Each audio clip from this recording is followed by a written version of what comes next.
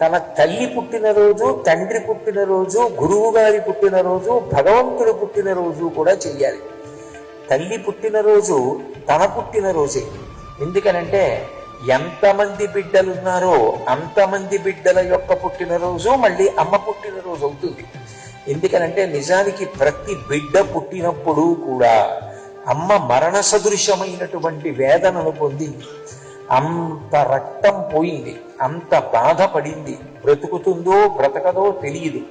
అయినా నా మెడలో మంగళసూత్రం కట్టినందుకు ఆయనకి నేను బిడ్డని అందించాలి అని మృత్యు సదృశమైన వేదనను పొంది ఆమె బిడ్డని కంది. ఆమెకి కూడా పునర్జన్మాది. అందుకని బిడ్డ పుట్టినరోజు అమ్మ పుట్టినరోజు. తన పుట్టినరోజు చేసుకునేటప్పుడు అమ్మకి చీర పెట్టి అమ్మకి నమస్కరించి తాను పుట్టినరోజు చేసుకోవాలి.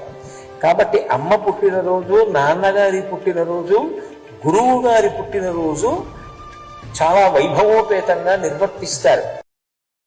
తన తల్లి పుట్టినరోజు, తండ్రి పుట్టినరోజు, గురువు గారి పుట్టినరోజు, భగవంతుడి పుట్టినరోజు కూడా చెయ్యాలి.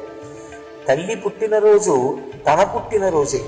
ఎందుకనంటే ఎంతమంది బిడ్డలున్నారో అంతమంది బిడ్డల యొక్క పుట్టినరోజు మళ్ళీ అమ్మ పుట్టినరోజు అవుతుంది. ఎందుకనంటే నిజానికి ప్రతి బిడ్డ పుట్టినప్పుడు కూడా అమ్మ మరణ సదృశమైనటువంటి వేదనను పొందింది. అంత రక్తం పోయింది, అంత బాధపడింది. బ్రతుకుతుందో బ్రతకదో తెలియదు. అయినా నా మెడలో మంగళసూత్రం కట్టినందుకు ఆయనకి నేను బిడ్డని అందించాలి అని మృత్యు సదృశమైన వేదనను పొంది ఆమె బిడ్డని కంది.